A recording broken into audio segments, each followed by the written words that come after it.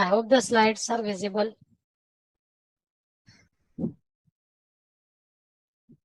Sir. Sir. Okay. Thanks for the confirmation. Okay, we will start with the today's topic. Next quality guideline we will see, that is a Q8 guideline. It is about pharmaceutical development. Okay, so pharmaceutical development is, I think, most of you aware that whenever any project is there in the industry, any new formulation needs to be developed, then which steps to be followed while performing that formulation development. That steps are given, and how to record or how to do the documentation. How to do the documentation of that activities, that is given in the Q8 guideline. मतलब formulation जो हम develop करने वाले हैं उसका वो कैसे करना चाहिए और वो कैसे डॉक्यूमेंट के जरिए अथॉरिटी को सबमिट करना है, वो डॉक्यूमेंट का स्ट्रक्चर Q8 गाइडलाइन में दिया है.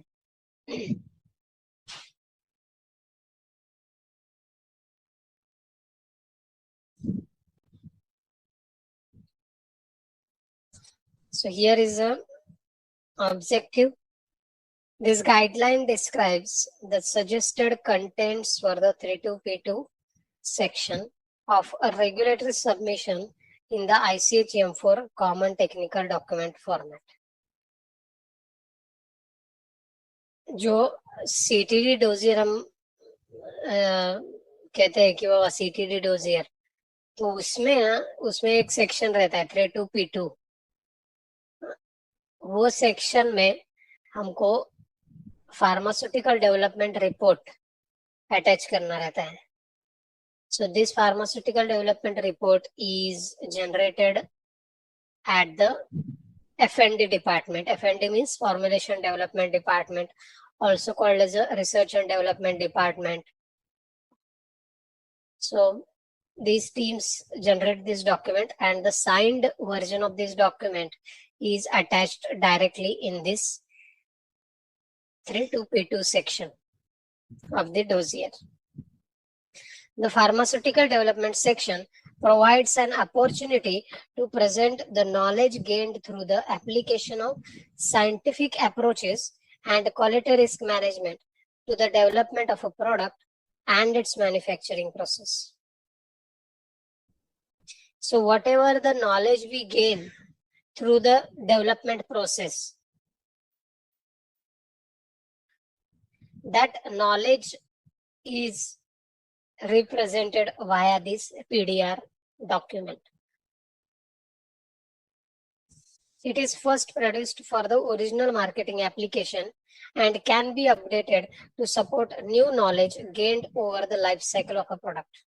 So at the first time, मतलब जब ये product initially develop होता रहता है तभी ये first time ये document generate होता है.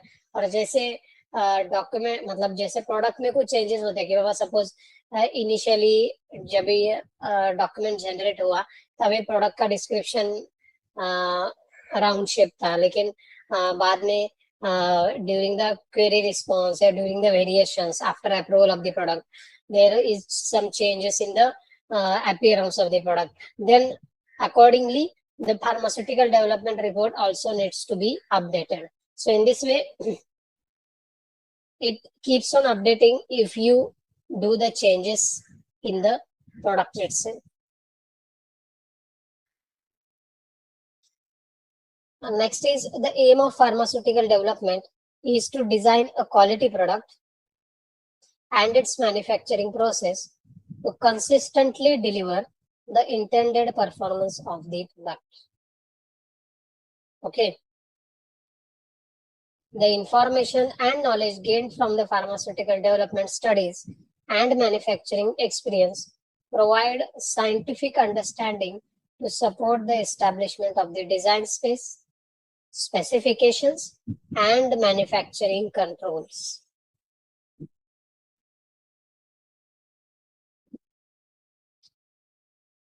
So with the help of the pharmaceutical development report, we can build a quality product, and also we can build a manufacturing process which help us to consistently deliver a quality product. तो ये दो objectives है pharmaceutical development की, एक तो quality product देना और उसके बाद एक मैन्युफैक्चरिंग प्रोसेस जनरेट करना या प्रिपेयर करना जिससे कि कंसिस्टेंट लेवल पे, कंसिस्टेंट बेसिस पे क्वालिटी प्रोडक्ट मैन्युफैक्चर कर सकते. So that is the M.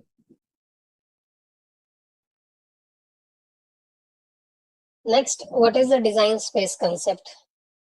The multidimensional combination and interaction of input variables, example material attributes and process parameters that have been demonstrated to provide assurance of quality. So it is a theoretical concept. Design space means it is a combination and interaction of input variables. Input variables means what? API है, excipients है, उसके बाद जो हम equipments use करने वाले वो input variables हो गए, बराबर. उसके बाद प्रोसेस पैरामीटर्स. प्रोसेस पैरामीटर्स मतलब जो हम हार्डनेस है, फ्राइबिलिटी है या थिकनेस है, उसके बाद ये जो प्रोसेस पैरामीटर्स है, the combination of these input variables and process parameters is considered as a design space, is combinedly considered as a design space. Working within the design space is not considered as a change. Suppose you have developed or you have established already a design space. Already a design space means you have established some input variables and also the manufacturing process or process parameters. If the company is working within that established parameters, then it is considered as no change. But after the approval, if the company is deviating from that design space, means they are changing the excipients, they are changing the process parameters, then it is called as a change, and that change should be get first approved from the authority via a variations process, and then only it can be implemented in the actual industry, pharma actual manufacturing or pharma industry. So that is called as a change, and which is routed through the variation process. Design space is proposed by the applicant and is subject to regulatory assessment and approval. So during the initial process, during the initial phase, when the pharmaceutical development report is generated, that report first needs to be approved by the authority. That's why we submit it in the dossier. जैसे ही वो authority approve करती है, उसके बाद हम फिर वो implement कर सकते हैं commercial batches में, और उसमें भी अगर कुछ change करना है तो हमको variation करना है, और वो variation approve होने के बाद फिर हम वो change implement कर सकते हैं. So this is called as a design space. Any doubt till now? Have you understood the pharmaceutical development overall idea? Means we will go in deep in the next slides, but in general idea. Yes, sir. Okay. Yes. So here, pharmaceutical development should include at a minimum the following elements. So what are the contents of the pharmaceutical development report that we will see? Defining the quality target product profile as it relates to quality, safety, and efficacy, considering the route of administration, dosage form, bioavailability, strength, and stability. Abhi, what is meant by QTPP? Why it is required? Can anyone explain here?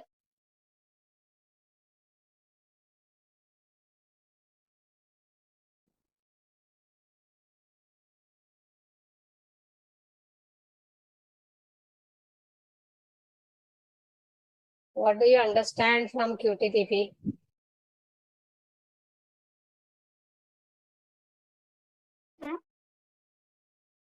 Yes. QTPP is required because it is to ensure a product meet the quality standards or not. Process of pharmaceutical development.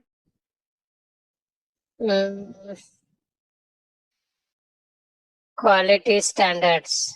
Okay. Uh, yes.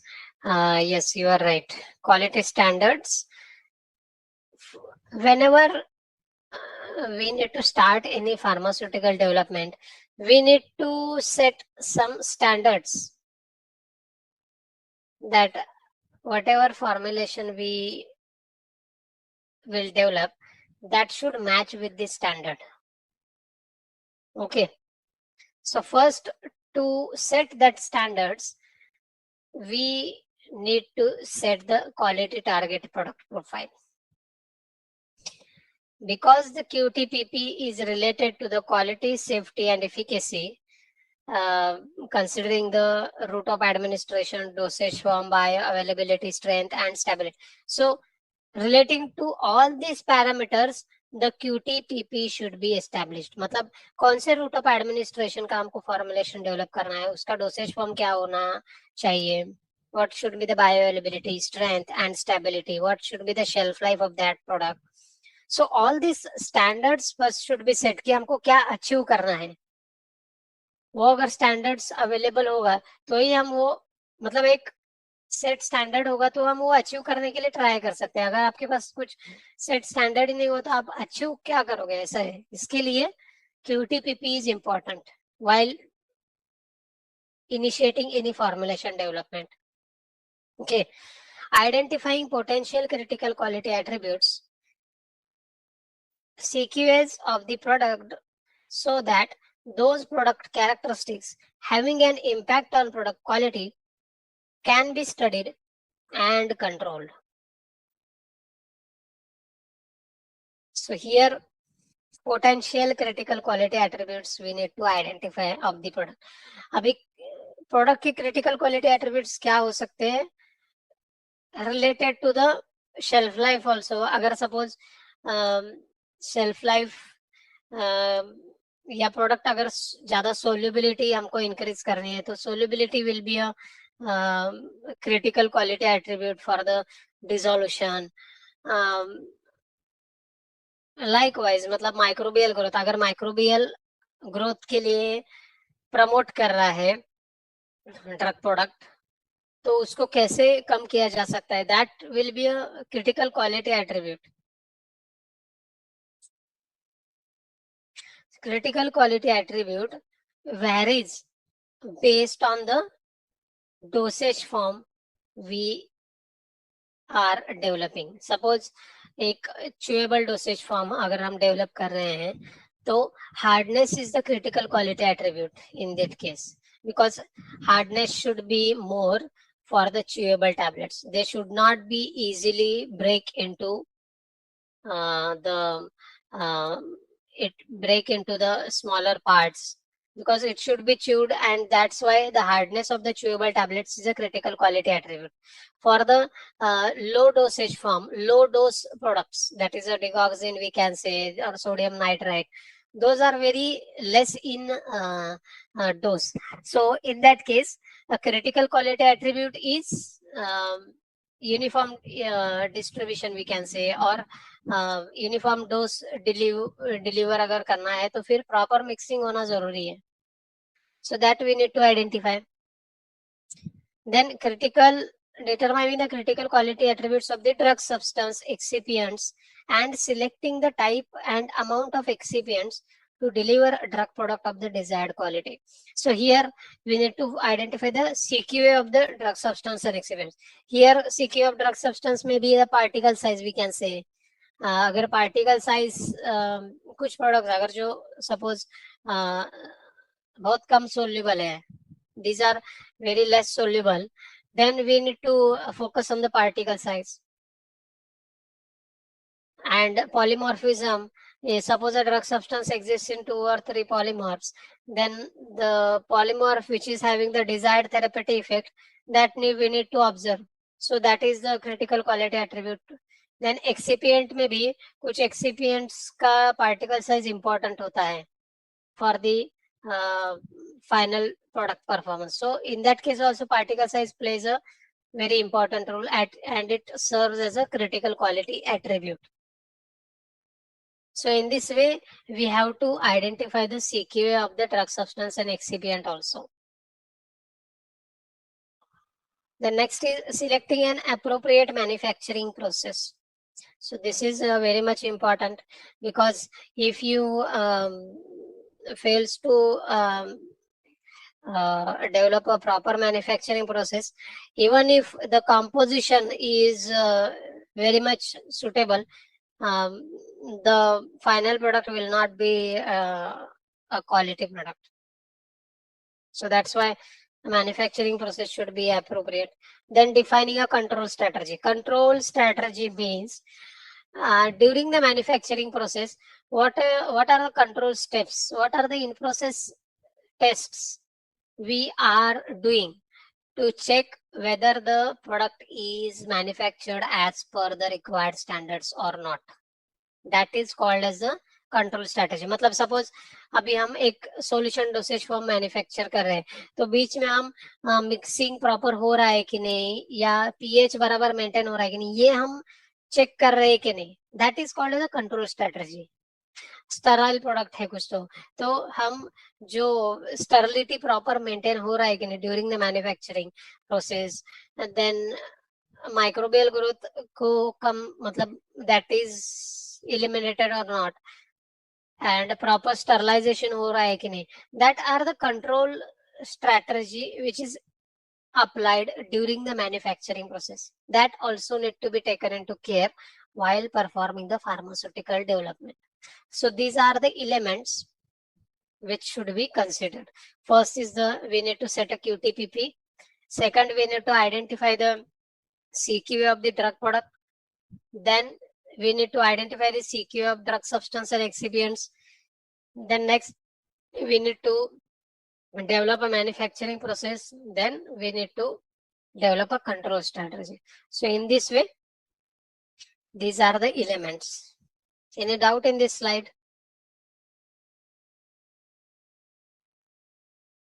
No, sir. Okay. Next is contents of pharmaceutical development. So now actual जो document होता है, मतलब pharmaceutical development report, उसका क्या क्या contents रहते हैं और वो हर एक पॉइंट के अंदर क्या इंफॉर्मेशन इंक्लूड होनी चाहिए, वो सब इसमें दिया हुआ है. So we will see one by one. First is the 2.1 components of the drug product. Okay, so in this drug substance and excipient, these are the two components. Okay, so first is the drug substance. The physicochemical and biological properties of the drug substance that can influence the performance of the drug product and its manufacturing ability, or were specifically designed into the drug substance, should be identified and discussed. So the physicochemical and biological properties of the drug substance which can influence the performance of the final drug product and its manufacturing ability, that should be discussed. मतलब उसमें होता है कि solubility है, उसके बाद particle size है, flow properties कैसी है ड्रग सब्सटेंस की, it is so that. Then polymorphism है, टैप डेंसिटी, बल्क डेंसिटी है. So these properties which can influence the drug product performance or manufacturing process, those should be identified and discussed. मतलब suppose अगर tap density, bulk density या compressibility index, ये जो parameters है, ये parameters अगर they are within a good range, then the flow property will be good. Okay, And if it is not good, then the flow properties we need to enhance with the help of excipients. So we need to identify these parameters which can influence the drug product performance, and then we need to discuss the uh, positive and negative points about that. So if positive, then it is okay, but if it is negative, then how we will overcome that during the manufacturing process, that also we need to discuss here. Examples of physicochemical and biological properties that might need to be examined include solubility, water content, particle size, crystal properties, biological activity, and permeability. So these are some of the examples of the physicochemical and biological properties. The next is excipients. The excipients chosen their concentration and the characteristics that can influence the drug product performance. Example, stability and bioavailability or manufacturing ability should be discussed relative to the respective function of each excipient. So here we can say so excipients मतलब कौन से excipient है, एक तो diluent है, उसके बाद binder है, डिसइंटीग्रेंट है, लुब्रिकेंट है, film coating agent hai.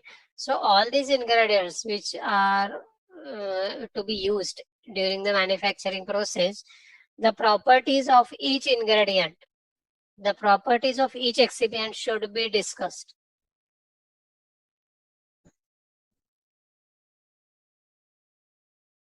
And also the function, means why we are using that excipient. This should include all substances used in the manufacture of the drug product, whether they appear in the finished product or not. Compatibility of excipients with other excipients where relevant. For example, combination of preservatives in a dual preservative system should be established. So here we can say whenever we will start any formulation development, we need to first do the compatibility study of API with the excipient. Compatibility study means what? We need to check whether the API is getting properly adjusted with the excipient or not. Properly adjusted मतलब क्या है कि actual में what is the experiment done here?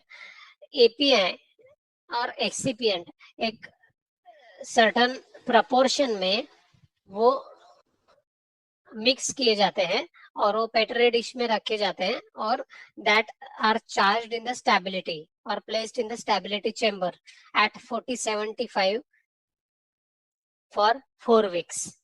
Okay, so after the 4 weeks they are withdrawn from the stability chamber, that petri dish, and it is checked for any changes in the appearance of the API, and it is checked whether the assay मतलब API का कुछ quantity कम हुआ है क्या due to degradation और due to interaction with the excipient, and also the impurities which are there are increased or as it is.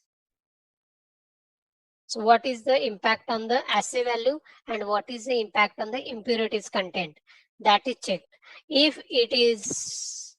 that impact is more, then the conclusion is the API and excipients are not compatible with each other in that concentration.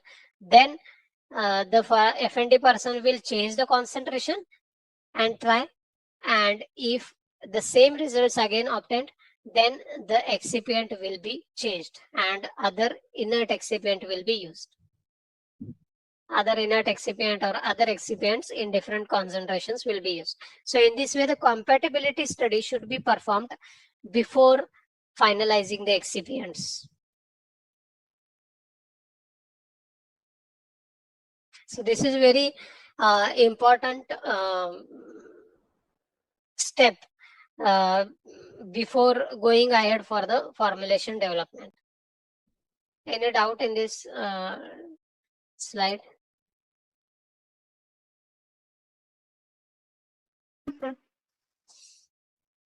Okay.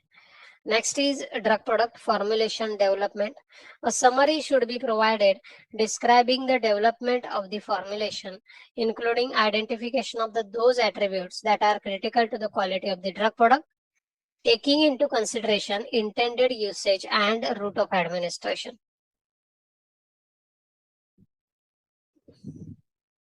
So here again we need to discuss about the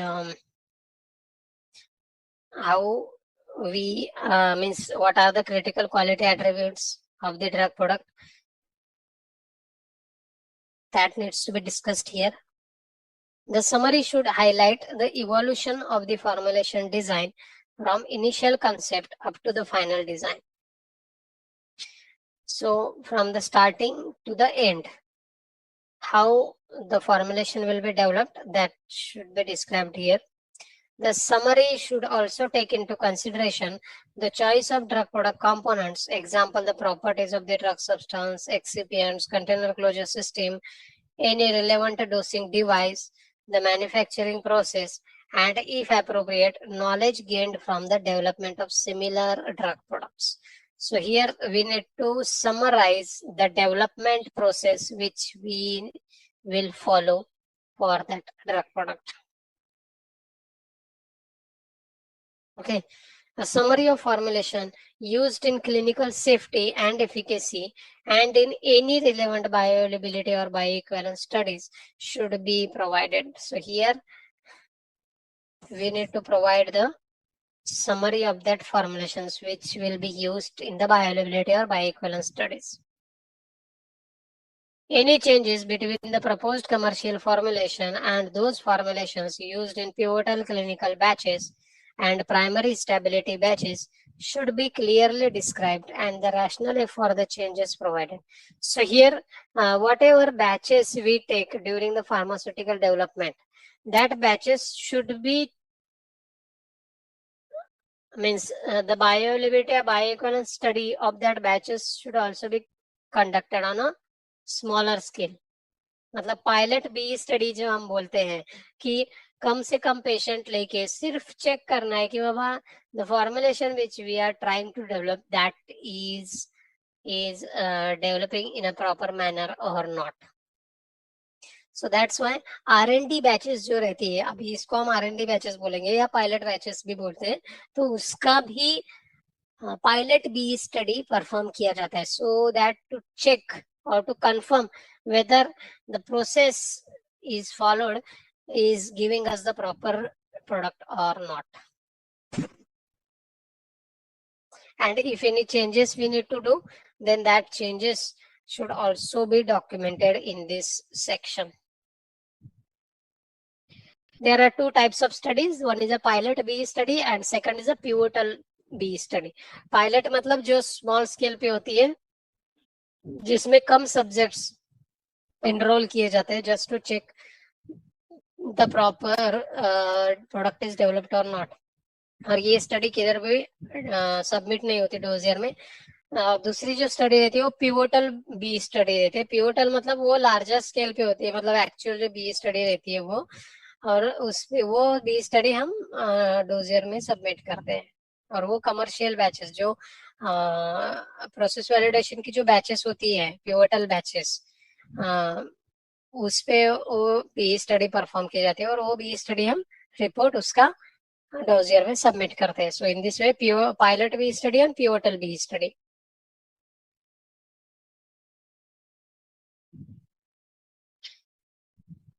Then information from comparative in vitro studies, example dissolution, or comparative in vivo studies, example bioequivalence, that links clinical formulations to the proposed commercial formulation should be summarized and a cross-reference to the studies should be provided. Where attempts have been made to establish an in vivo in vitro correlation, the results of those studies and a cross-reference to the studies should be provided in this section. A successful correlation can assist in the selection of appropriate dissolution acceptance criteria and can potentially reduce the need for further bioequivalence studies following changes to the product or its manufacturing process. So here, formulation performance, the performance of the formulation, the performance of the product is also checked with the help of comparative dissolution studies. एक तो रहता है कि B study से भी check किया जाता है, जो हमने लास्ट स्लाइड में देखा, और दूसरा परफॉर्मेंस चेक करने का वे है कि वो कंपैरेटिव डिसोल्यूशन स्टडी। अभी इसमें क्या होता है कि रेफरेंस प्रोडक्ट जो रहता है जिससे हम कंपैरिजन करके प्रोडक्ट बना रहे हैं, हमारा जेनरिक प्रोडक्ट, उसका डिसोल्यूशन एक इसमें लगाते हैं अपैरेटस में, और जो टेस्ट प्रोडक्ट रहता है उसका भी डिसोल्यूशन दूसरे अपैरेटस में लगाते हैं।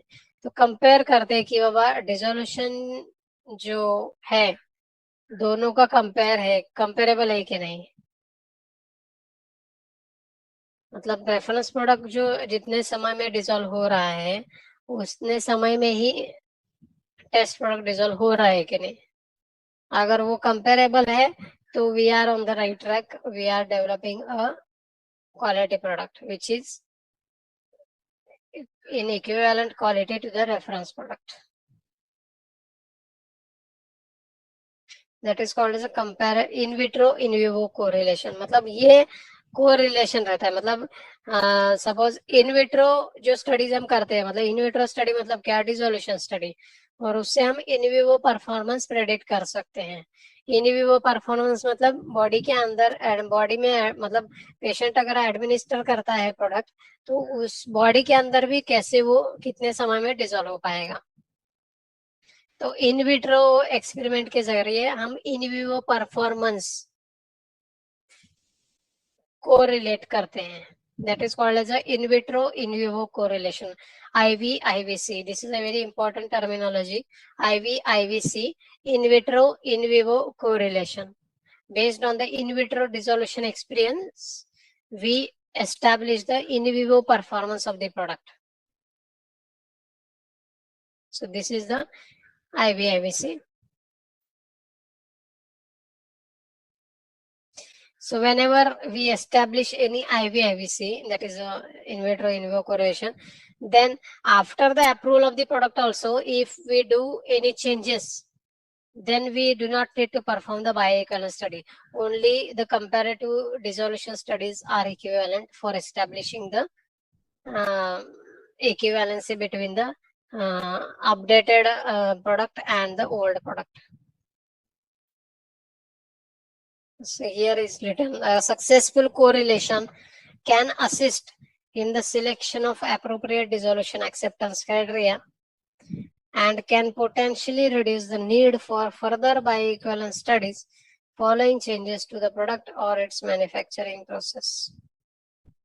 Any special design features of the drug product should be identified and rationally provided for their use. मतलब सपोज कुछ भी अगर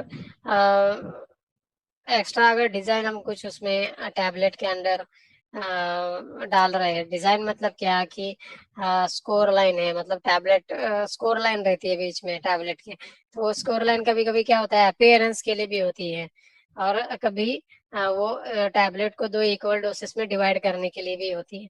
सो in this way the reason behind keeping the score line that should be given here if there is a score line. Otherwise, if plain tablet is there, then no need to provide any justification. Next is overages. Overages means in general use of an overage of a drug substance to compensate for degradation during the manufacture or a product's shelf life or to extend shelf life is discouraged. Overage means what? Overage means, can anyone tell what is meant by overage?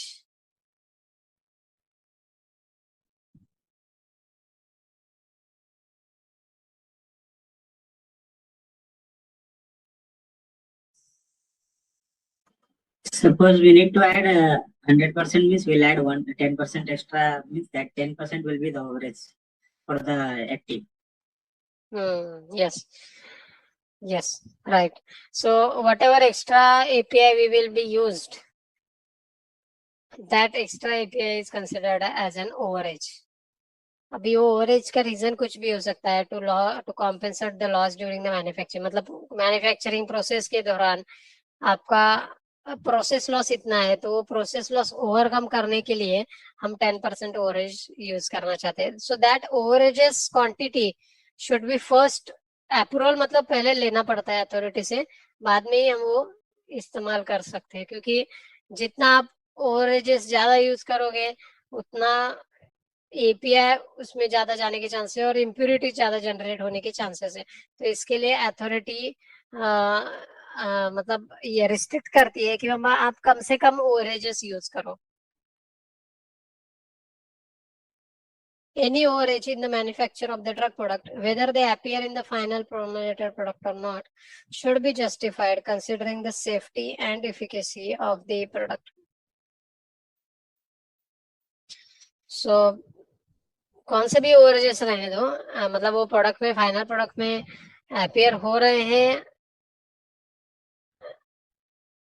तो भी हमको control करना है, और अगर appear नहीं हो रहे हैं तो भी हमको कंट्रोल करना जरूरी है.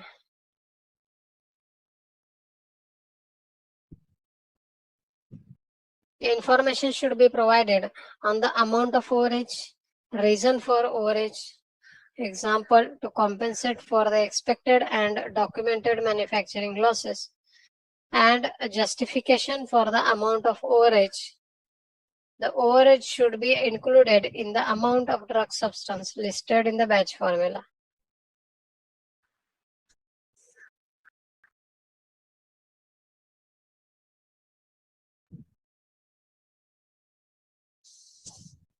So whatever overages we are using, that content should be listed in the batch formula.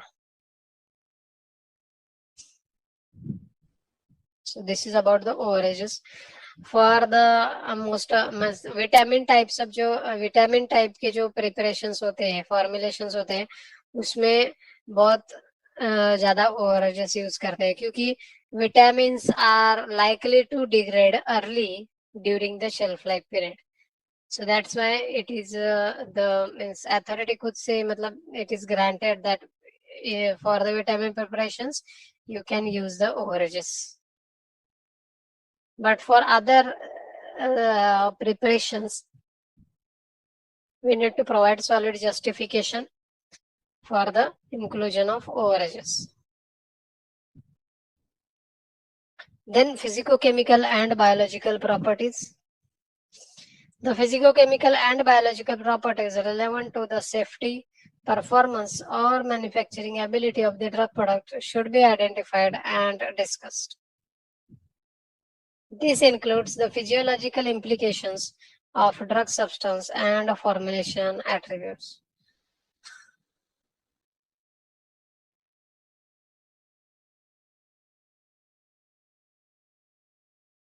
Studies could include, for example, the development of a test for respirable fraction of an inhaled product. Similarly, information supporting the selection of dissolution versus disintegration testing or other means to assure drug release and the development and suitability of the chosen test could be provided in this section. So here we need to discuss about the physicochemical and biological properties of the drug product.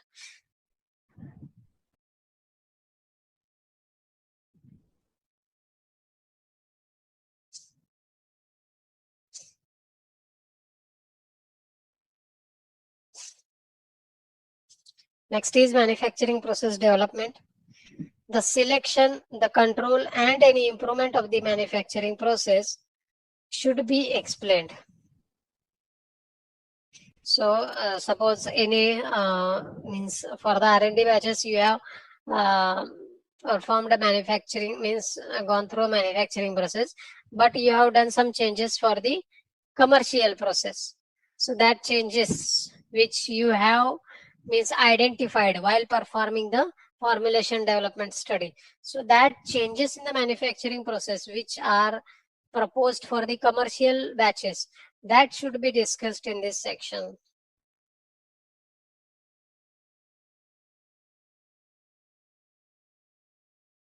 It is important to consider the critical formulation attributes together with available manufacturing process options in order to address the selection of the manufacturing process and confirm the appropriateness of the components.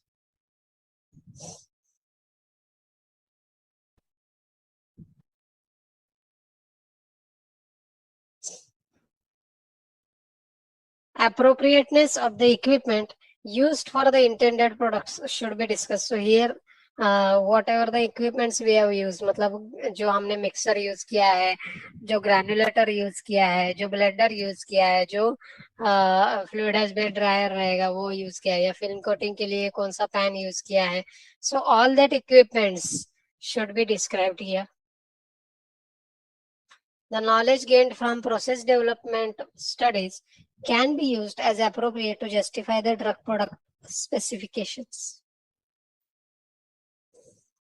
So during the process development, whatever the knowledge we have obtained, that should be discussed in this, so that based on that knowledge we can justify that why we have used this equipment for this process, why we have followed this type of manufacturing process. So all that knowledge will be utilized for the justification purpose. The manufacturing process development program or process improvement program should identify any critical process parameters that should be monitored or controlled to ensure that product is of desired quality. So here we have to identify the critical process parameters. So critical process parameters means mixing speed है, mixing interval है, उसके बाद amperage reading है during the formation of the dough mass that is for the granulation. Then blending speed है, blender का time, blending का time है, hardness, machine का हार्डनेस कैसे सेट किया है वो, that are the critical process parameters.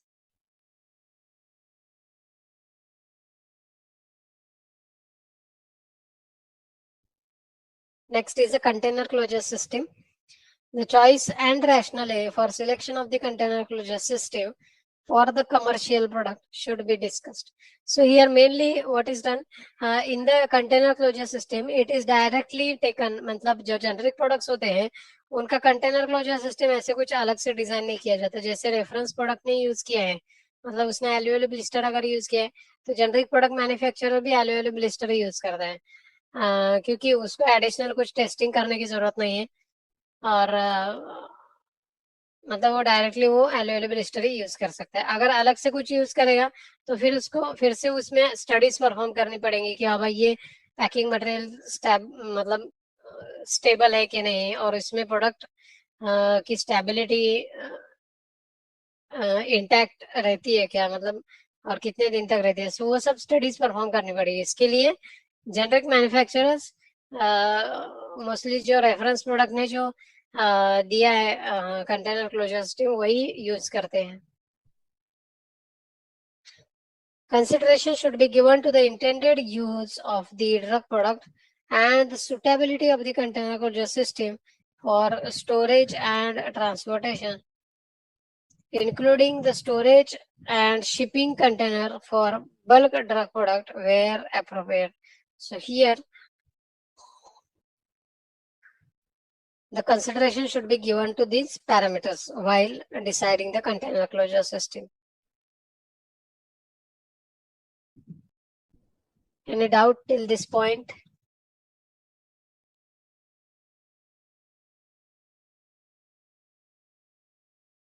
No, sir. Okay. The choice of primary packaging materials should consider the choice of materials, protection from moisture and light, compatibility of the materials of construction with the dosage form, including sorption to container and leaching and safety of materials of construction. Sorption means some containers, some materials have the ability to extract the ingredients from the drug product. That is called as a sorption. और leaching मतलब ऐसे कुछ containers रहते हैं जिसके material में वो inherent property रहती है कि वो खुद का जो मटेरियल रहता है वो लीच करते हैं, मतलब वो ड्रग प्रोडक्ट में उसका मटेरियल का कुछ ट्रेसेस आते हैं. That traces are come into the drug product. So that is called as a leaching. So these two, मतलब ये जो दो ये है, मतलब जो सॉर्प्शन और लीचिंग वो दोनों भी नहीं होना चाहिए अगर आइडियल कंटेनर क्लोजर सिस्टम अगर आप सर्च कर रहे हो तो. And safety of materials of construction. So this also should be taken into care.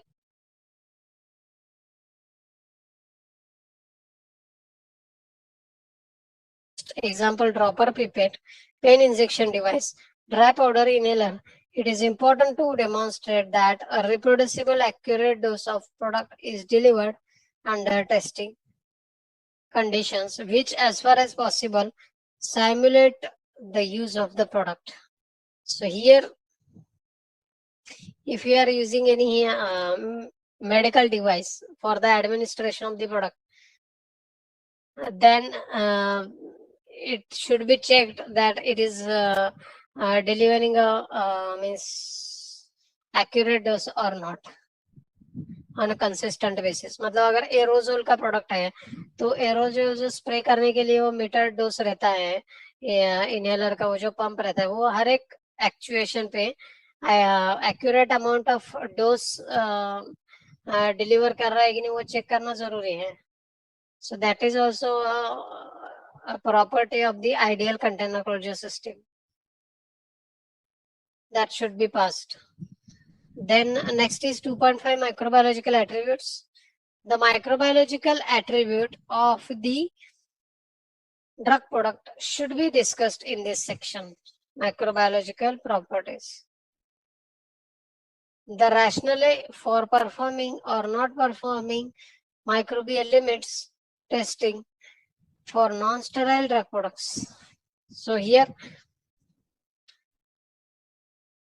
this should be discussed. The selection and effectiveness of preservative systems in products containing antimicrobial preservative or the antimicrobial effectiveness of products that are inherently antimicrobial.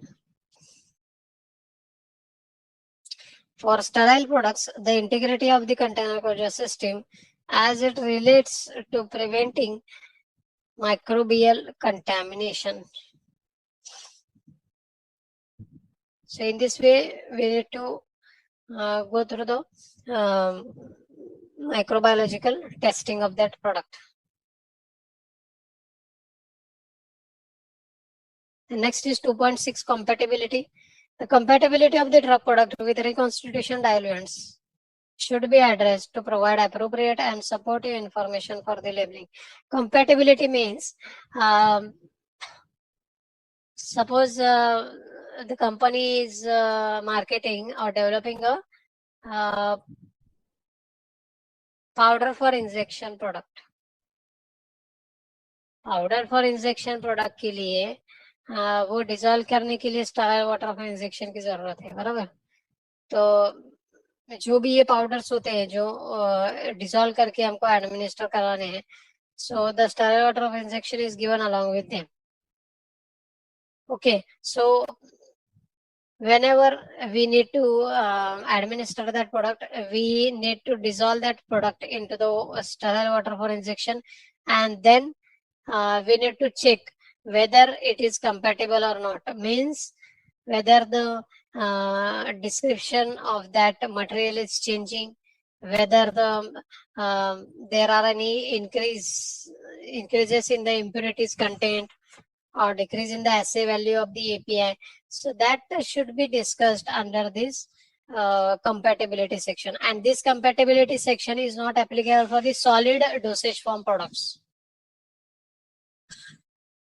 Solid dosage form के लिए applicable है, मतलब tablet और capsule के लिए। ये सिर्फ powder for oral use, powder for injection के लिए एप्लीकेबल है, जिसमें हमको ये powder external water for injection में डिसॉल्व करनी पड़ती है और ये फिर एडमिनिस्टर करनी पड़ती है।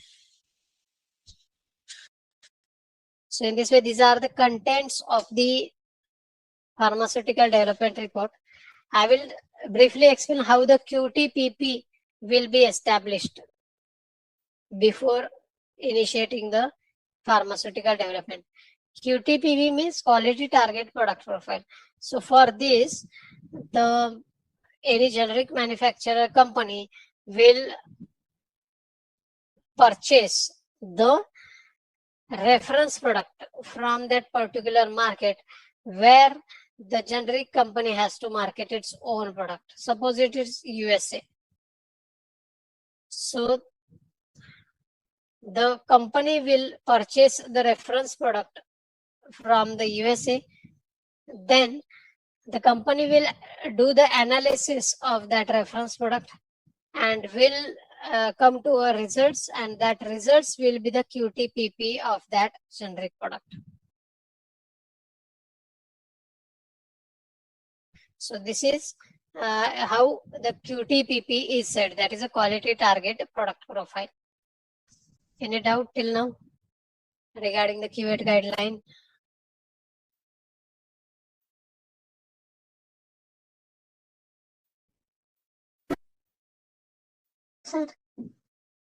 Okay. Next, these are some questions. So a definition of pharmaceutical development report. What is the definition?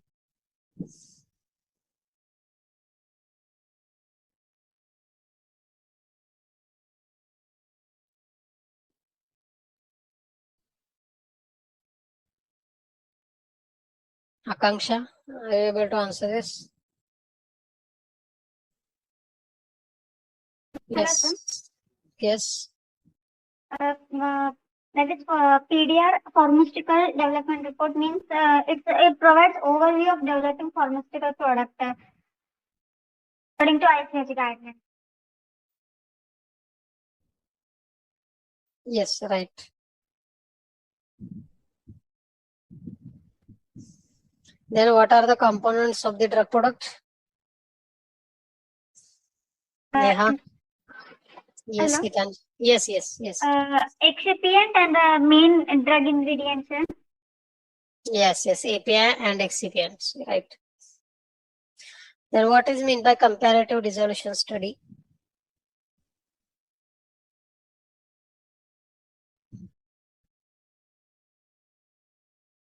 Hello, sir.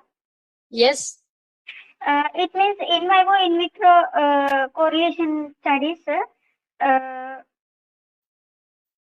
Yes, right. In vitro in vivo correlation studies. Where the bioequivalence and dissolution studies will be conducted between the innovative product and the formulation product. No, in this comparative dissolution study, only dissolution study will be performed. Only dissolution. Okay. But in the means bioequivalence study is a different part. Comparative dissolution is a different. In the comparative dissolution, only dissolution profile is compared between the reference and test product.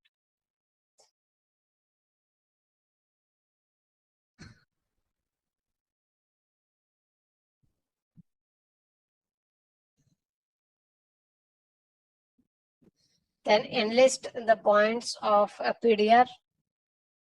So this question you will be asked in the interview also, means do you know about the PDR? What is meant by PDR? And tell me the contents of the PDR. This is very much important. Component of drug product, overages, compatibility. Microbiological attributes, manufacturing process development, formulation development. So all these are the attributes or the points we can say of the PDR. The next is when the overages are used. What is the reason?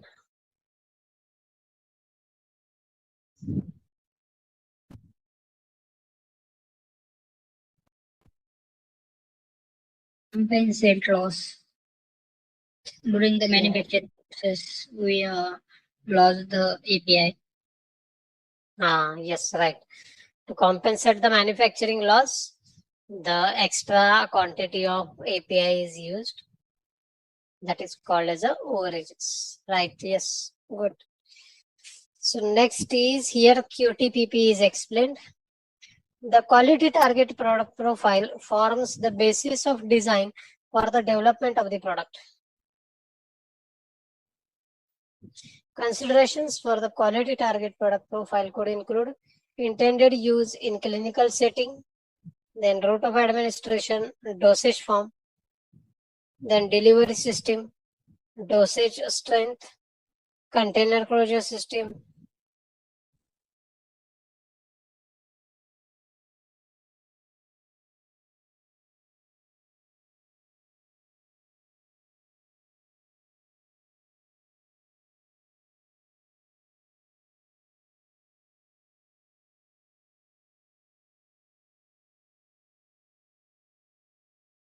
All these parameters will together constitute as a quality target product profile.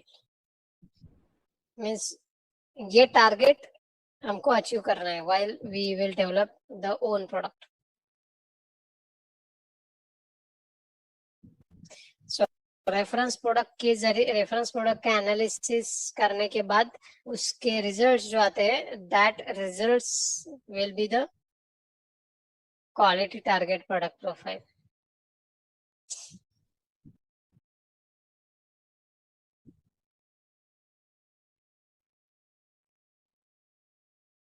So intended use क्या होना चाहिए, मतलब therapeutic indication क्या होना चाहिए, कौन सी disease condition के लिए यूज करना है, रूट ऑफ एडमिनिस्ट्रेशन ओरल रहेगा पैरेंटल रहेगा, वो डिसाइड वो एक टारगेट होना चाहिए डेवलप करते समय. उसके बाद डोसेज फॉर्म है, डिलीवरी सिस्टम है, मतलब इमीडिएट रिलीज है, मॉडिफाइड रिलीज है, सस्टेन्ड रिलीज है, डोसेज स्ट्रेंथ है, उसके बाद कंटेनर क्लोजर सिस्टम कौन सी यूज करनी है. So all that is part of a QTPP. Next is critical quality attributes. A CQA is a physical, chemical, biological, or microbiological property or characteristic that should be within an appropriate limit, range, or distribution to ensure the desired product quality. CQAs are generally associated with the drug substance, excipients, intermediates, and drug product. So here CQA, for example, CQAs of solid dosage forms are typically those aspects affecting the product quality, product purity, strength, drug release, and stability. So these CQAs typically affect these parameters. For drug substances, raw materials, and intermediates, the CQAs can additionally include those properties, example particle size distribution, bulk density, that affect drug product CQAs. So these are the CQAs of API or intermediates which can influence the drug product quality. मतलब जैसे हमने पहले discuss किया कि particle size हो सकता है, tap density है, बल्क डेंसिटी है, उसके बाद है हार्डनेस है, फ्रायबिलिटी है. So this will be CQAs of drug product, CQAs of drug product or drug substance. Solubility है.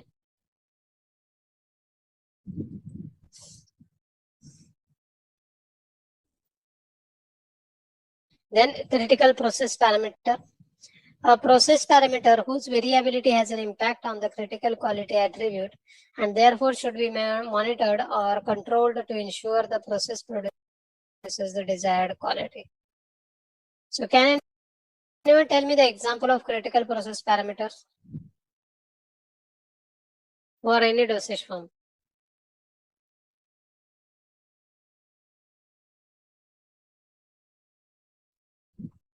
Dissolution. Dissolution is a critical process parameter. Dissolution is not a critical process parameter. It is a dissolution is a critical quality attribute. Process मतलब manufacturing process के दौरान ये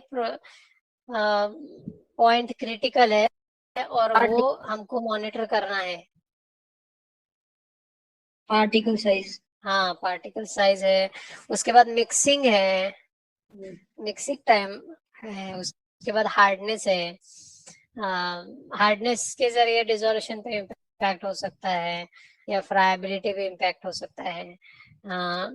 सो these are the machine parameters. मतलब एक तरह से वो process parameters है.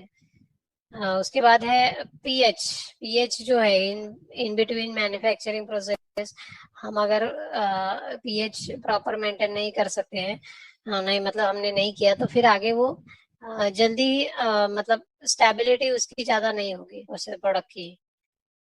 Loss on drying is a critical process parameter for the products which tend to degrade because of the presence of higher amount of water. ये possible है. So these are the critical process parameters. मतलब ये process parameters control करना जरूरी है क्योंकि ये इसका इम्पैक्ट ड्रग प्रोडक्ट की क्वालिटी पे है.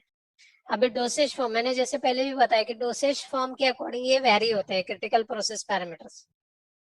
अगर च्यूएबल टैबलेट है तो hardness is a critical process parameters.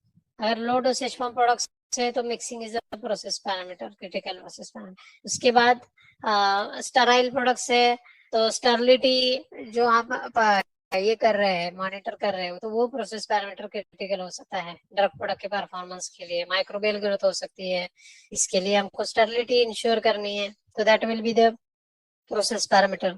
अब स्टरलिटी इंश्योर करनी है तो उसमें प्रोसेस पैरामीटर्स कौन कौन से रहते हैं? टेम्परेचर रहता है, प्रेशर रहता है, हीट रहता है, वो सब पैरामीटर्स है. सो लाइकवाइज दोस प्रोसेस.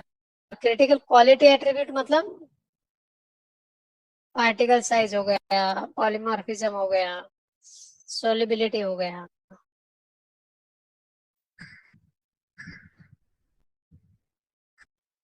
प्रोसेस मतलब मैन्युफैक्चरिंग प्रोसेस में वो कंट्रोल करना जरूरी है.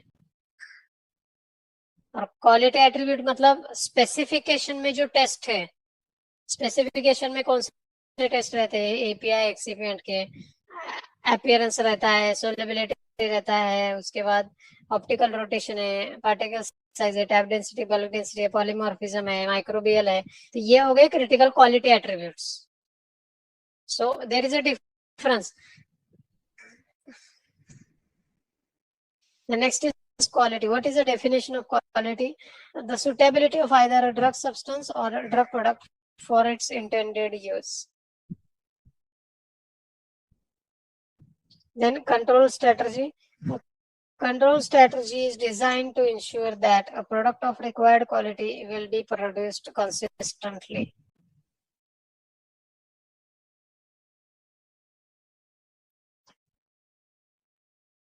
The control strategy is designed to ensure that the product of required quality will be produced consistently.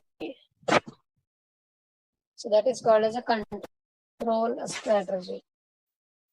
Then a control strategy can include but is not limited to the following.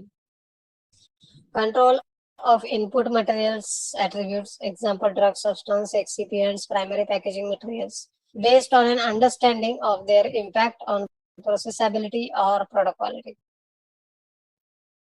So first we need to control the input material attributes. Then we need to control the product specification.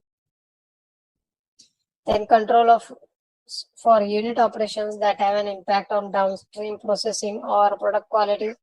Example, the impact of drying on degradation, particle size distribution of the granulate on dissolution. So we have to control the process. Then in process or real-time release testing. Sample measurement and control of CQS during the processing. Then a monitoring program, example full product testing at regular intervals for verifying multivariate prediction models. So this is the control strategy we need to follow while manufacturing a product. Control strategy, why it is important? Control strategy is important because it helps us to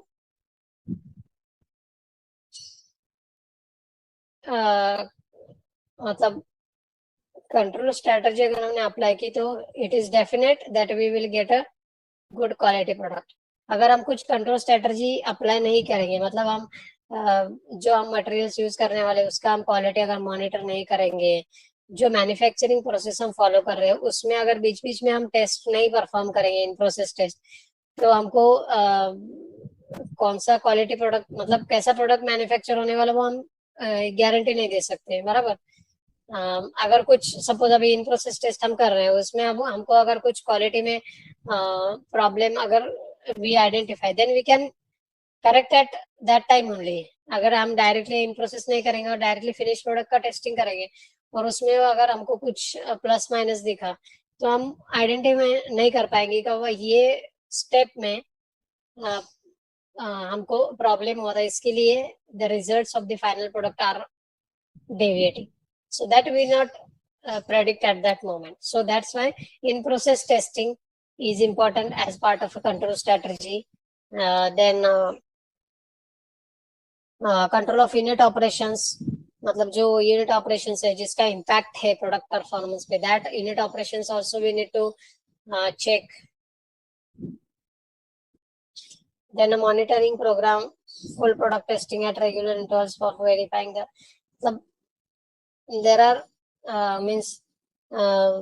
multiple control strategies which we can implement to get a good quality product. Any doubt in this?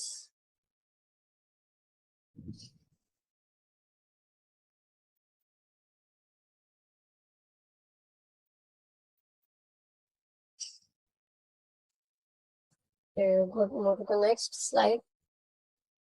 So here we will finish the quality guidelines of the ICH. We have seen Q1 guideline regarding the stability, Q2 for the validation, Q3 for the impurities, then Q6 for the specification, and Q8 for the pharmaceutical development report.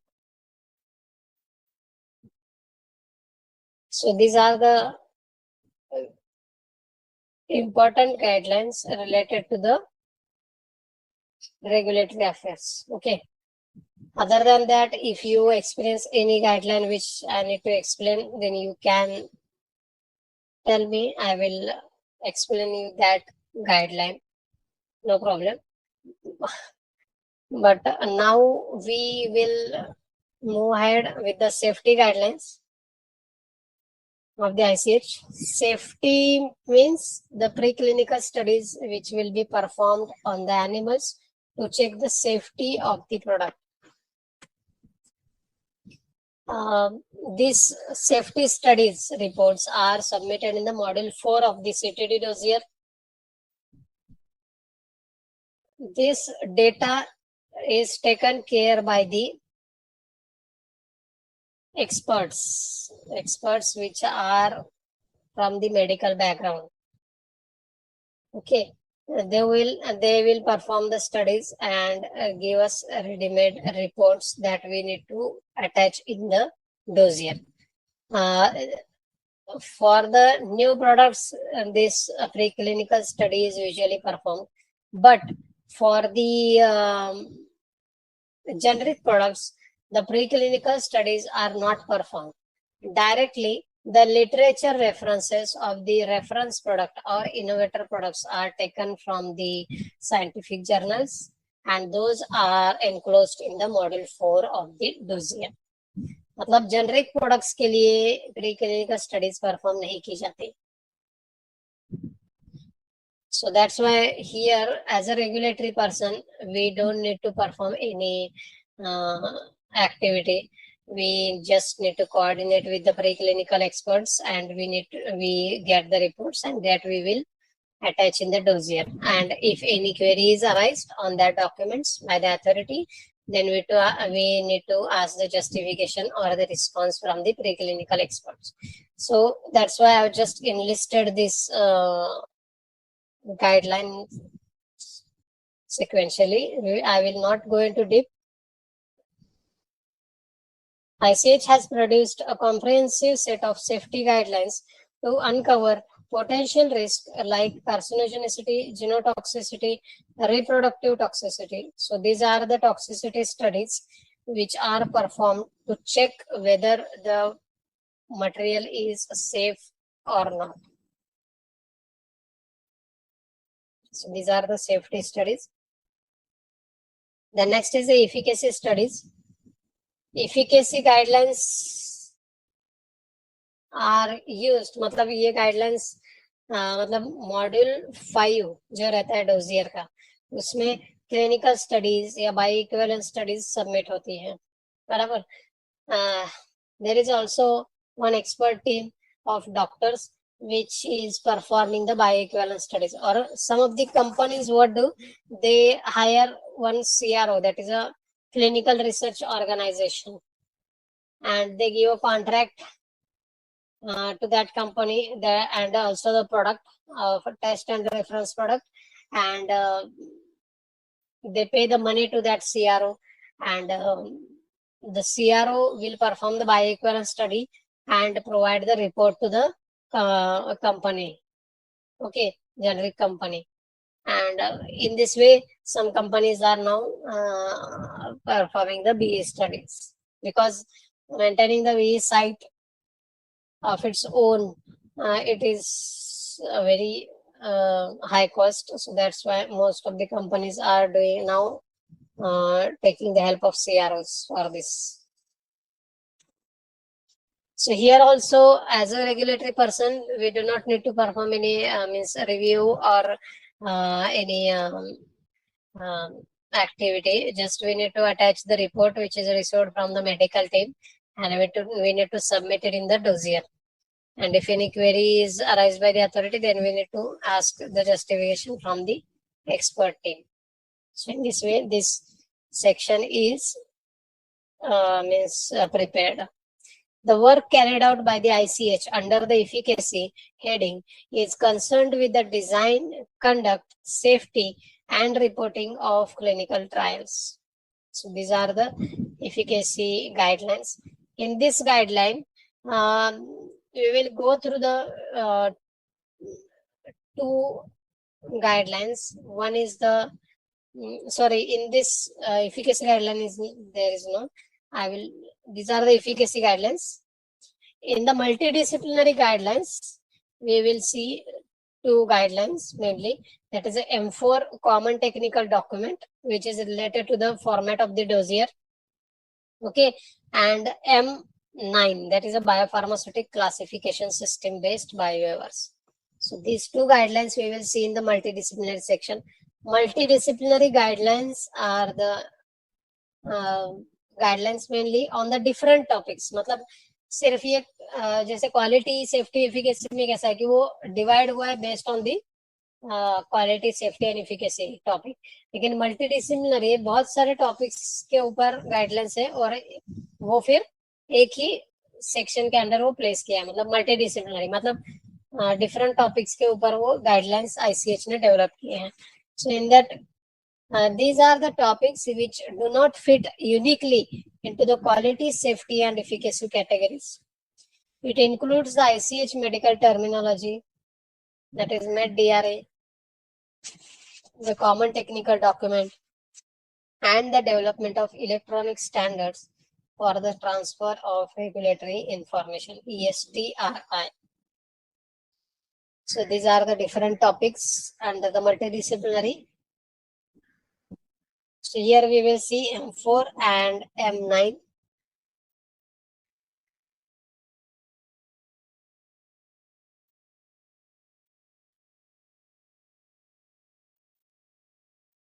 So what is mean by QTPP? Quality targeted product profile. Yes. Quality target product profile, and it is calculated based on the analysis of reference product, and then the standards are set, and according to these standards, then generic product development is initiated. Yes. Then second is, what is CQA? Critical quality attributes. Yes, right. Critical quality attributes. And then next is, what is CPP? Critical process parameter. Yes. So, and next is, what is the definition of quality?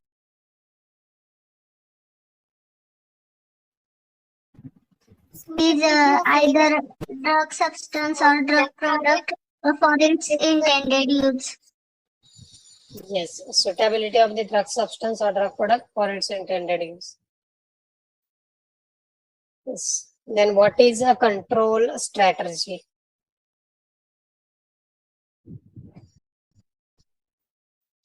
What do you mean by control strategy?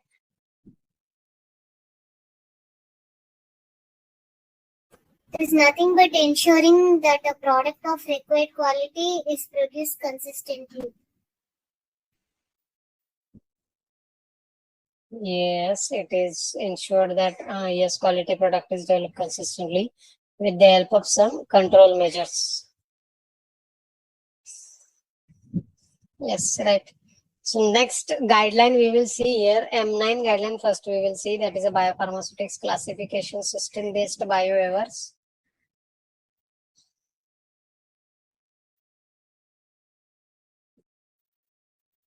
Can anyone tell me what is meant by the BCS classification?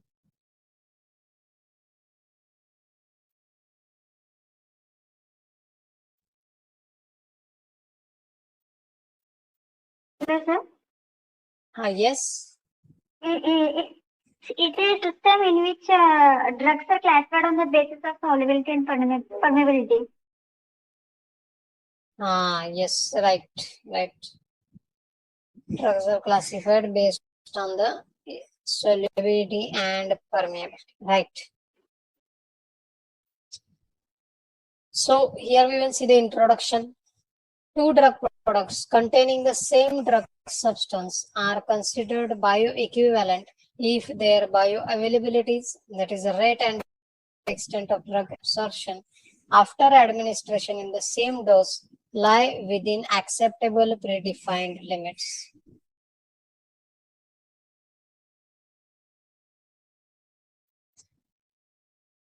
So bioequivalent, दो products bioequivalent है, हम कभी मतलब बोल सकते हैं जब भी वो दो प्रोडक्ट्स के बायो अवेलेबिलिटी एक साथ मैच होते हैं. Bio availability मतलब rate and extent of availability of the API at the site of action. A biowaiver means that in vivo bioavailability and or bioequivalent studies may be waived, not considered necessary for product approval. Biowaiver, अभी biowaiver means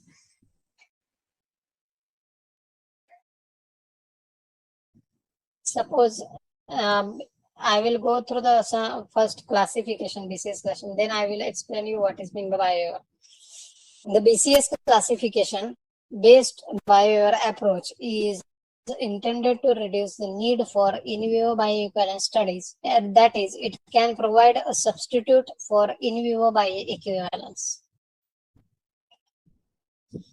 In vivo bioequivalence studies may be exempted if an assumption of equivalence in vivo performance can be justified by satisfactory in vitro data.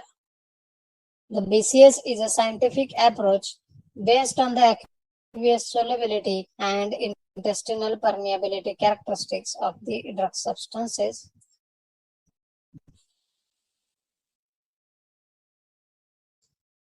The BCS categorizes drug substances into one of four BCS classes. So we will see the classification. There are four classes. Class 1 is high solubility, high permeability. Class 2 is low solubility and high permeability. Class 3 is high solubility, low permeability. And class 4 is low solubility and low permeability. So in this way, the drug substances are classified into 4 classes. The BCS-based bioweaver is only applicable to immediate release, solid orally administered dosage forms or suspensions designed to deliver drug to the systemic circulation. So the drug products which deliver the drug to the systemic circulation and which are immediate release in nature and which are solid orally administered dosage forms or suspensions, those can be applied to the BCS-based bioweaver. Drug products having a narrow therapeutic index are excluded from consideration for a BCS-based bioweaver in this guideline. So narrow therapeutic index, can anyone tell me what is meant by narrow therapeutic index?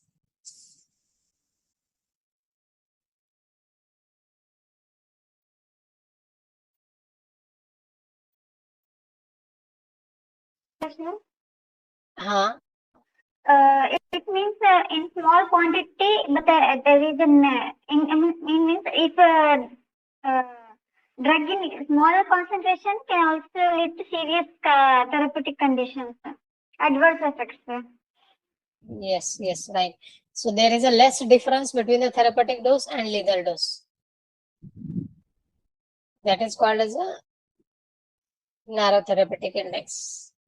मतलब कुछ थोड़ा भी अगर concentration increase हो जाता है, dose increase हो जाए, तो वो मतलब patient की मतलब that can be lethal to the patient. Lethal मतलब patient की जान भी जा सकती है. So or more adverse effects will occur that patient. So there is a less difference between the therapeutic dose and lethal dose. That is called as a narrow therapeutic index dose.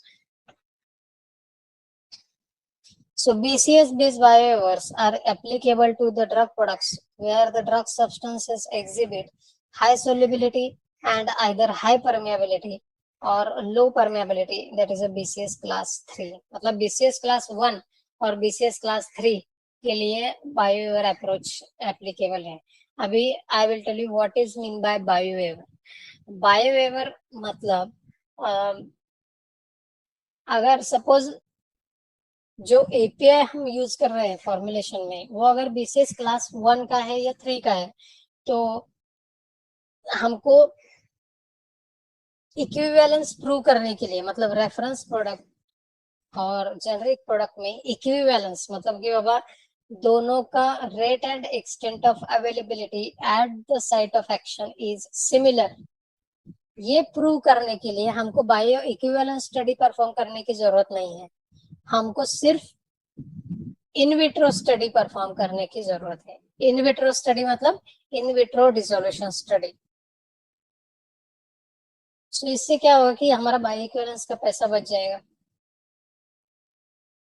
और हम dossier जल्दी file कर सकते हैं. So that is the use of bioweaver. That is the use of BCS classification. So the APIs which are falling under class 1 and class 3, the bioweaver approach can be applied to those. Okay.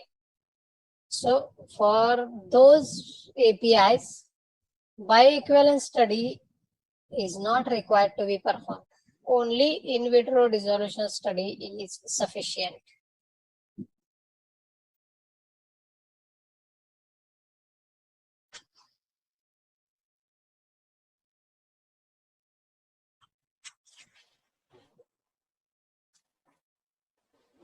And for other two classes, that is a class 2 and class 4, if the API is falling under these classes, then we have to perform the bioequivalence study. And that study report we need to submit in the module 5.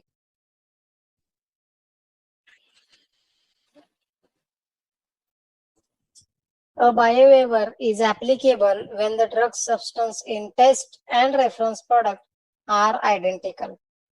So this is obvious.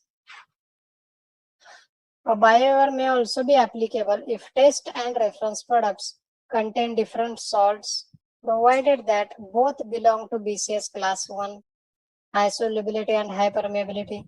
A biowaiver is not applicable when the test product contains a different ester, ether, isomer, mixture of isomers, complex or derivatives of drug substance from that of the reference product, since these differences may lead to different viability.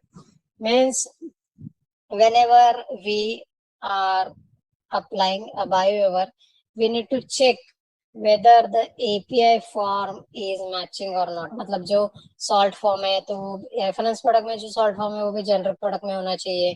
मतलब कुछ भी difference ज़्यादा नहीं हो. अगर difference है भी तो वो difference ज़्यादा नहीं होना चाहिए, so that it will affect the bioequivalence or it will affect the bioavailability. So that needs to be taken in care. So ester है, ether है, isomer है, वो नहीं है, different नहीं होना चाहिए, because it will affect the bioavailability. अभी ये solubility और permeability के basis पे APIs को divide किया, मतलब classify किया. So how this high solubility, high permeability is decided? So a drug substance is classified as highly soluble if the highest single therapeutic dose is completely soluble in 250 ml or less of aqueous media over the pH range of 1.2 to 6.8 at 37 degrees Celsius. At least 3 pHs within the range, including buffers at pH 1.2, 4.5 and 6.8 should be evaluated. So here we can see a highest single therapeutic dose. मतलब एक ही time पे हम highest single therapeutic dose कितना लेते हैं, वो API का 100 mg रहेगा, 200 mg का रहेगा, अगर डायबिटिक प्रोडक्ट है तो 500 mg या उससे भी ज्यादा रहेगा. So in this way, depending on the API, what is the highest therapeutic dose we are taking, okay, that should be completely dissolved within 250 ml of aqueous media over the pH of 1.2 to 6.8 at 37 degrees. अभी 1.2 to 6.8 क्यों लिया है? क्योंकि हमारा वो biological जो fluid है, मतलब 1.2 is very much similar to the stomach acid, acidic fluid है. उसके बाद है 4.5 which is somewhat to the intestine. Then 6.8 is the large intestine. So in this way, these pHs are dependent on our biological fluid pH. At least 3 pH within this range, including buffers at pH 1.2, 4.5 and 6.8 should be evaluated. The next is permeability. The assessment of permeability should preferentially be based on the extent of absorption derived from human pharmacokinetic studies. So permeability कैसे determine होता है? तो जो cell lines रहती है, मतलब external जो cell lines होती है, जिसके बेसिस पे ये परमेबिलिटी डिसाइड की जाती है कि वो हाईली परमेबल है कि नहीं, यहाँ कितना परमेबल है. Example, absolute bioavailability or mass balance. High permeability can be concluded when the absolute bioavailability is more than or equal to 85%.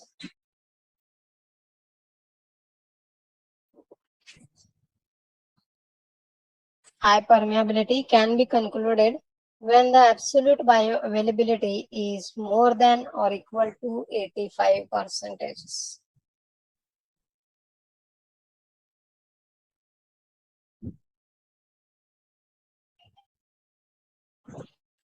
So this is a permeability. In this way, the permeability is determined with the help of the external cell lines. Any doubt in this section?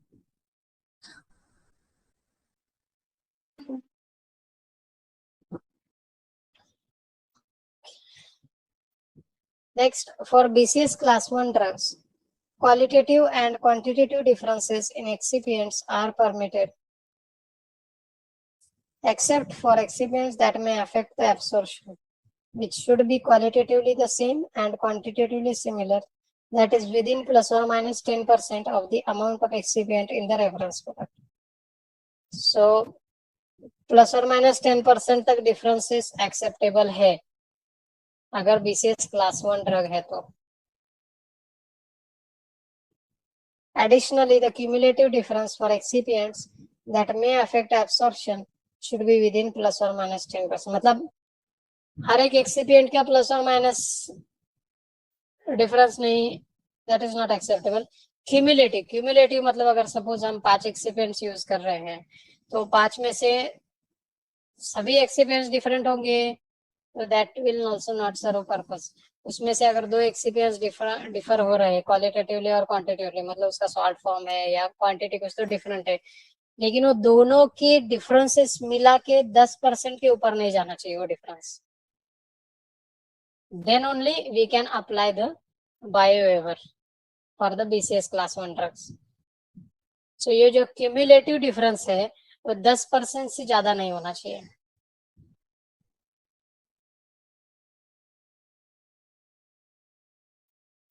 For BCS class 3 drugs, all of the excipients should be qualitatively the same and quantitatively similar, except for film coating or capsule shell excipients. Excipients that may affect absorption should be qualitatively the same and quantitatively similar, that is within plus or minus 10% of the amount of excipient in the reference product, and the cumulative difference for these excipients should be within plus or minus 10%. So in this way, for BCS class 3 drugs also, the cumulative difference should not be more than 10%. Then drug products with buccal or sublingual absorption are not eligible for a BCS based biowaiver application. So this, if the dosage form is a buccal or sublingual, then those are not applicable for the BCS based biowaiver application. Furthermore, BCS based biowaiver approach is applicable only when the mode of administration includes water. If administration without water is also intended, example orodispersible products, a bioequivalence study in which the product is dosed without water should be conducted.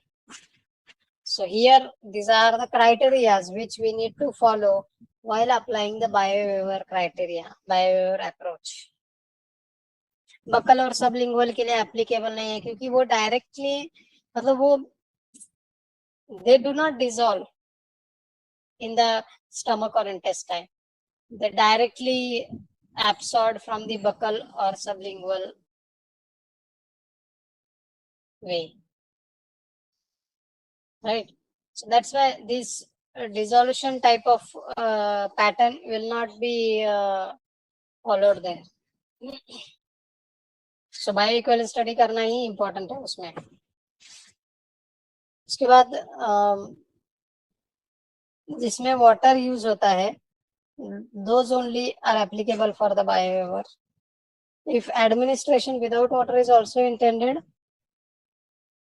a bioequivalence study in which the product is dosed without water should be conducted. So in this way, these criteria should be fulfilled, then only we can apply the biowaiver approach. So here are two types of bioavailabilities. One is absolute, second is relative.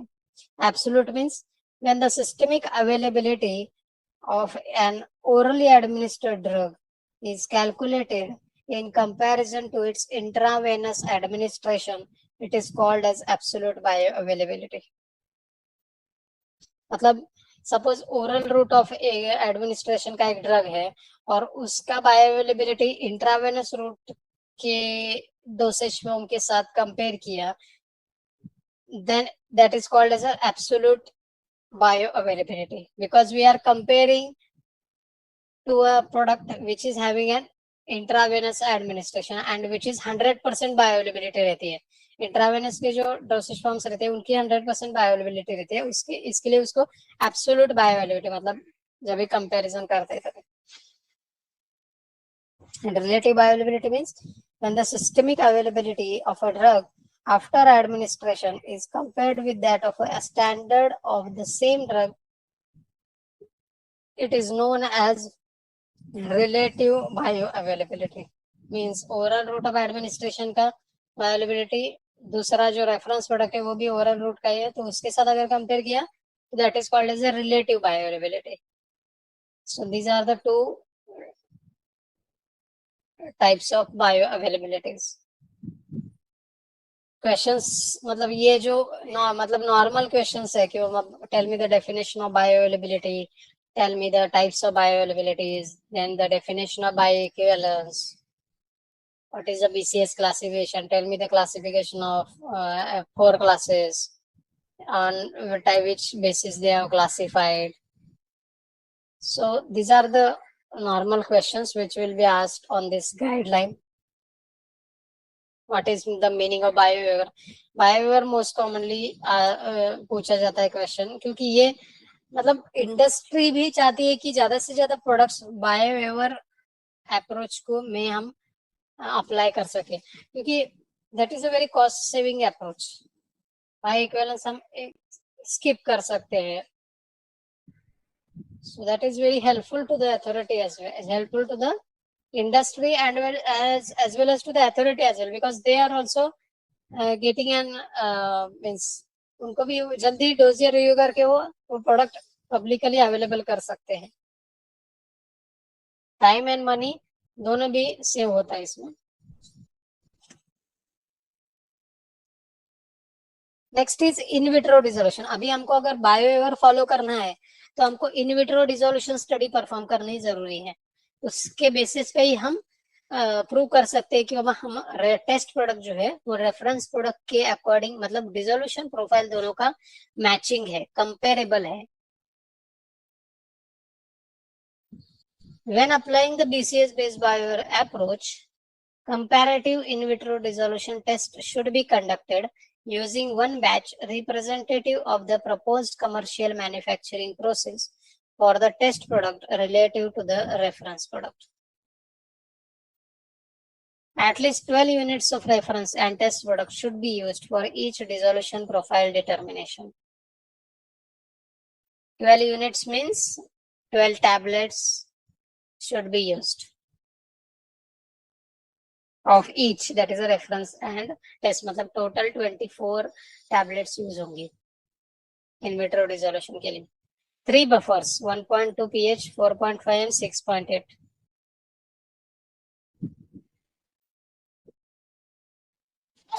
Sorry. Then to qualify for a BCS based bioweaver, for BCS class 1 drug substances, both the test product and the reference product should display either very rapid, that is more than or equal to 85% of the mean percent dissolved in less than or equal to 15 minutes, in vitro dissolution characteristics, or rapid, that is more than or equal to 85% for the mean percent dissolved in less than or equal to 30 minutes, and similar in vitro dissolution characteristics, that is based on F2 comparison under all of the defined conditions. So this is the means अगर qualify करना है BCS based बायोवेयर के लिए तो इतना समय में वो डिसॉल्व होना चाहिए और इतने परसेंटेज में.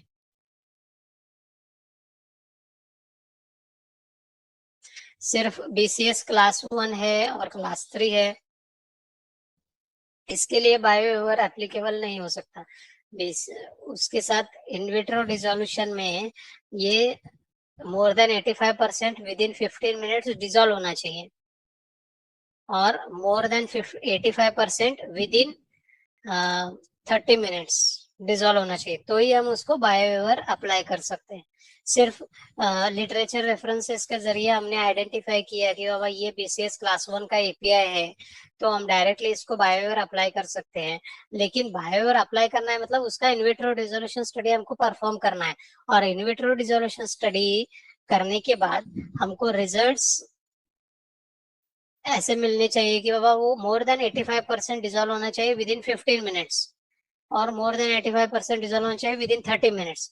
Then only we can consider that it is applicable for the BioWare approach. Otherwise, it is not. There are two factors which will be calculated at the end of this in vitro dissolution study. One is the F1 factor. It is also called as a dissimilarity factor. The result of this factor should come, means standard जो है less than or equal to 15 आना चाहिए. And similarity factor, that is F2, it should come as more than or equal to 50. Similarity factor means the dissolution profiles are comparable. मतलब 50 के ऊपर अगर result आता है तो दोनों के डिसोल्यूशन मतलब टेस्ट और रेफरेंस प्रोडक्ट के डिसोल्यूशन प्रोफाइल्स कंपेरेबल है. It is a indication of that. मतलब 50 के ऊपर अगर वैल्यू ऑब्जर्व होता है तो हम बोल सकते हैं कि बाबा दोनों के डिसोल्यूशन प्रोफाइल्स कंपेरेबल है.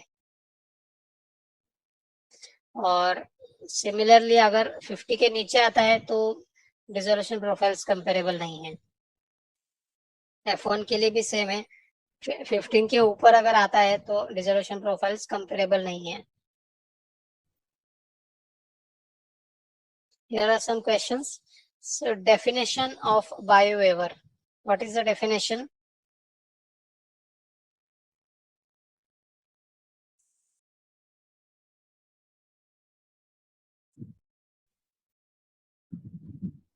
Yes, anyone?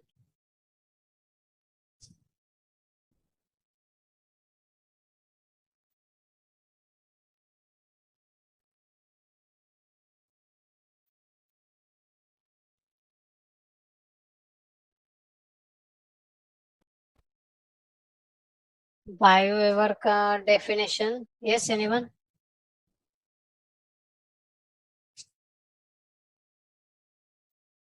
Yes, sir. Yes. It means that in vivo viability or bioequivalence studies may be considered for the product approval. I mean, No. What you said? Can you repeat? it is in vivo viability and or bioequivalence studies may be considered for the product approval. No. BioWaiver मतलब it is not considered necessary to perform the bioequivalence study for the approval of the product. मतलब approval dossier approval के लिए या product approval के लिए in vivo बायोइक्विवेलेंस study जरूरी नहीं है. क्यों जरूरी नहीं है? क्योंकि biowaiver approach is applicable for that drug product. I will show you once again the definition so you will be able to understand this. Yes, here is the definition. Can you able to see this?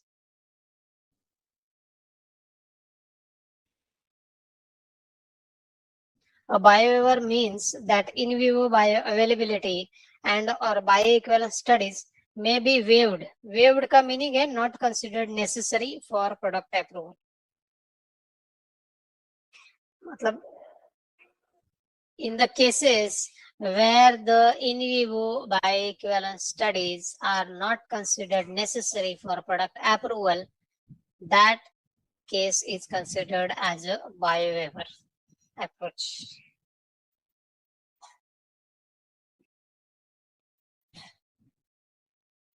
And what is the BCS classification?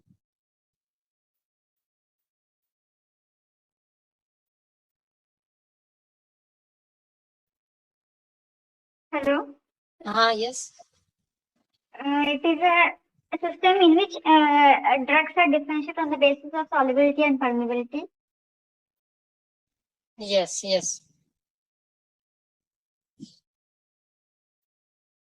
drugs are means they are differentiated based on the solubility and permeability. How solubility study is performed?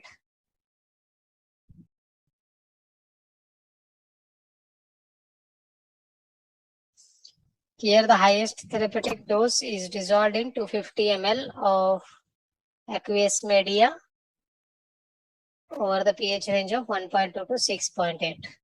So that should be completely soluble. So in this way the solubility is identified. And differences between the absolute and relative bioavailability is, yes, anyone? With bioavailability means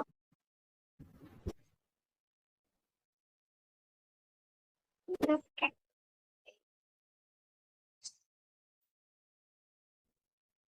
Hello. Yes. Absolute bioavailability means comparison in between the oral administered drug and intravenous drug administration. Yes, right. And in relative bioavailability, drug is compared is between the standard with the same drug. Sir. Dosage form. Yes, sir. Yes.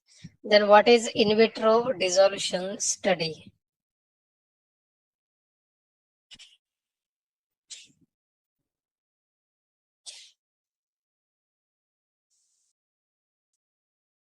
Yes, Ratuja.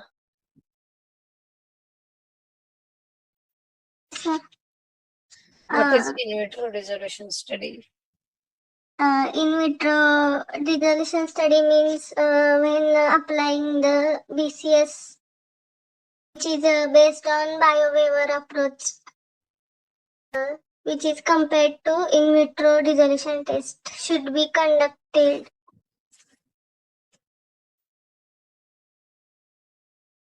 In vitro dissolution means we perform the dissolution study of test product versus the reference product, and we compare that the dissolution profiles of both the products are equivalent to each other or not based on the F1 and F2 factor. There is one calculation for means one formula is there to calculate the F2 factor.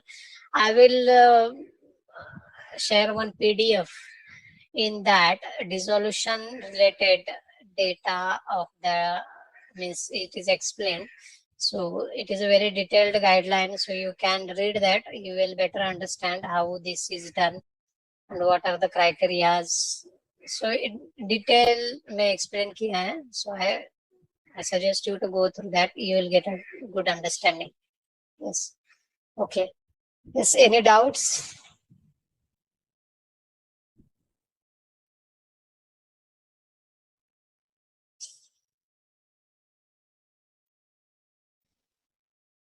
From the next session, we will start with the CTD dossier structure, and so I expect the maximum attendance. And from the next Saturday session, we will start the mock interviews. So all the syllabus which is completed till now will be considered for this, and all the students can start preparing this for this mock interviews, and try to complete your tasks as early as possible. And for the students of which topics are completed for PPT, those students should complete their PPT presentation, because at the last minute the hurry will occur, and means you will not get a time to get PPT present. So for the candidates whose topics are covered, so please present the PPTs. We have the limited sessions available, and in that also we have to take the mock interviews and PPT also. Till now only 3 students have given the PPT presentation. I think 10 to 12 students topics are completed, and so start giving the PPT presentation from the next Saturday. Also mock interviews are also started, so start preparing for that. So any doubts?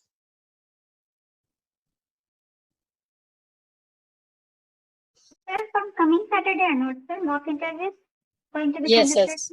Coming Saturday. Okay, sir.